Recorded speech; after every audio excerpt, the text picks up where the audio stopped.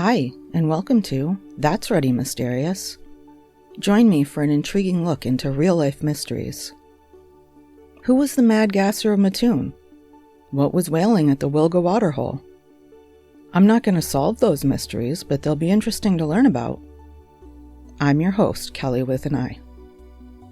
Transcripts and references for all episodes can be found at that'sreadymysterious.wordpress.com. No apostrophe and no exclamation point. Today's tale is about the Los Lunas Decalogue. The Los Lunas Decalogue, also known as the Los Lunas Mystery Stone and as Commandment Rock, was first seen as early as 1871. It is 9 lines of characters carved into the flat side of a large boulder that sits on the side of Hidden Mountain near Los Lunas, New Mexico. It's steeped in controversy. Some believe it to be proof that the area had contact with Semitic cultures long before Columbus sailed to the Americas.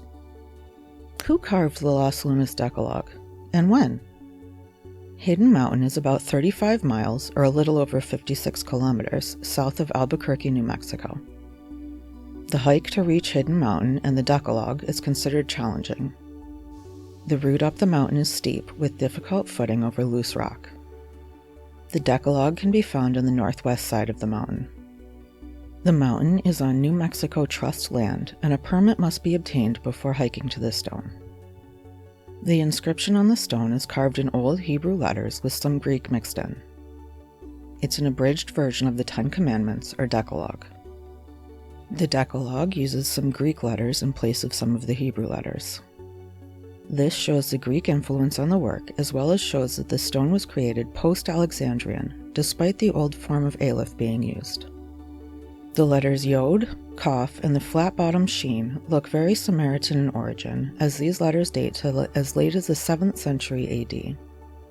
That shows that the stone may be Samaritan in origin. There are very similar Phoenician letters dating as far back as the 11th century BC. The Decalogue is intended to be read from right to left. Each statement is separated by a dot sign. This is fairly common for Old Hebrew or Phoenician. The Middle Eastern Moabite stone was carved in the 9th century BC and uses similar dot separations. The stone that the Decalogue is inscribed into is made of the same basalt as the cap of the mesa from which it came, according to George Morehouse, a professional geologist who studied the stone in 1985. It is estimated to weigh between 80 tons, or about 72.5 metric tons, and 100 tons, or about 91 metric tons. Morehouse estimates that at the time it had slid about 2/3 of the way from the top of the mesa to the valley since it cleaved. The position of the lettering was at a 40-degree angle clockwise from horizontal. That suggests that the stone most likely moved or settled once it was carved. The ground underneath it, however, was completely flat, which suggests that the stone may not be as old as some believe. Was it written the way it was to make it look older? In 1989, Michael Skupin studied the orthographic errors in the text and decided that it has to have been written by someone whose primary language is Greek, but who had a secondary, verbal-only understanding of Hebrew. The writer used Aleph as if it were a vowel, even though it's a consonant. They also used kappa when kaf or kaf would have been more fitting. Skupin explains, however, that none of that proves when the stone was inscribed. The errors in the Decalogue are not just orthographic. The most glaring error on the stone is that it begins on the first line, then skips to the 3rd line before going back to the 2nd. The 2nd line appears to have been added later, given the difference in spacing. It appears as though it was put in as an afterthought. There is a correction arrow pointing upward from the 3rd line. This showed that the author was unfamiliar with Hebrew, and especially with ancient Hebrew letters. It also showed that the stone was likely copied from some other source, not written from memory. The upward pointing arrow was not seen before in ancient Semitic inscriptions. That shows that the inscription was likely done in the early 20th century or later. On line 8 of the inscription, the word shaker was written as SHKR. The confusion between kaf and kaf is easy for a non-Hebrew speaker to make. The writer could have been thinking of the sounds while carving the stone. Who inscribed the Decalogue, and why? some believe that it is the remnants of a fortress over the Rio Grande River, but Hidden Mountain is 10 miles, or 16 kilometers, away from the Rio Grande, so that doesn't make sense. It also would not have served as a boundary as some believe, given its location. In 1994, Cyrus Gordon said that the stone may be a Samaritan mezuzah. Jewish mezuzahs are often small scrolls placed in small containers and mounted by the entrance to homes. Samaritan mezuzahs, however, are usually large stone slabs placed by the gateway to a property or synagogue. These mezuzahs had abridged versions of the Decalogue. Gordon explained that prosperous Samaritan ship owners were known to live in Greek communities at the time of Theodosius I, around 390 AD. He believes that the Los Lunas Decalogue most likely came from the Byzantine period between 330 and 1453 AD. His theory was that during this time period, Samaritans traveled the world, even to the Americas, so it's possible they left the stone behind. Gordon, however, never saw the Los Lunas Decalogue, and therefore didn't know that it couldn't possibly be Samaritan. Samaritan mezuzahs include the Shema and Vaya, not the full versions of the Ten Commandments. The Samaritan version of the Ten Commandments is also different than that which can be found in the Dead Sea Scrolls and the Old Testament.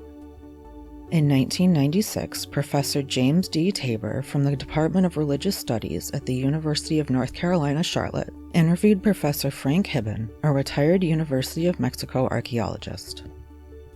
Hibben was convinced that the inscription is ancient and thus authentic. He reports that he first saw the text in 1933. At the time, it was covered with lichen and patination and was hardly visible. He was taken to the site by a guide who had seen it as a boy back in the 1880s. He first recorded finding the stone in 1936. Hibben himself is not without controversy. He was suspected of multiple frauds during his career. In the Sandia Man incident, he was presumed to have planted objects in the Sandia cave to support his belief that men lived in the area 25,000 years ago. His thesis was not accepted, but the evidence for fraud in this case is inconclusive. In Alaska, Hibben claimed to have found an arrowhead that matched the kind found from the Folsom culture in the High Plains region 10,000 years ago. His theory had no support, and that made people disbelieve Hibben. Then, Hibben discovered the Los Lunas Decalogue stone. He was the first to talk about the stone. Currently, the inscription on the stone is chalked and scrubbed up. Line 1 of the inscription has been entirely scratched out due to weather and people touching it.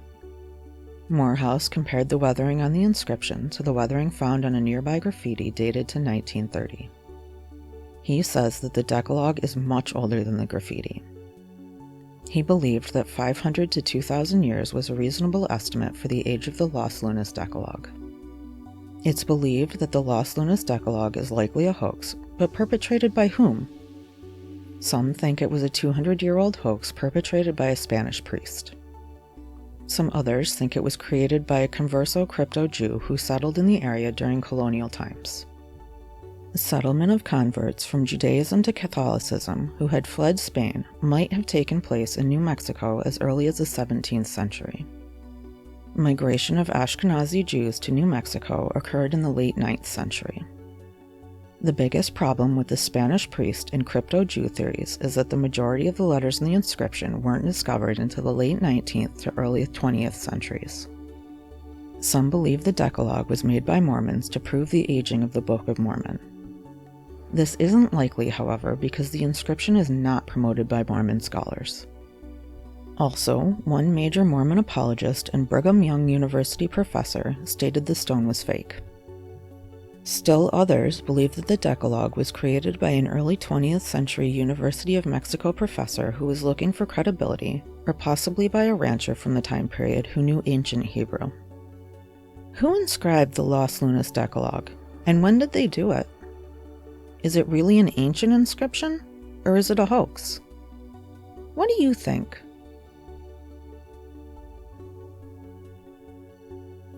Leave a comment and let me know what you think.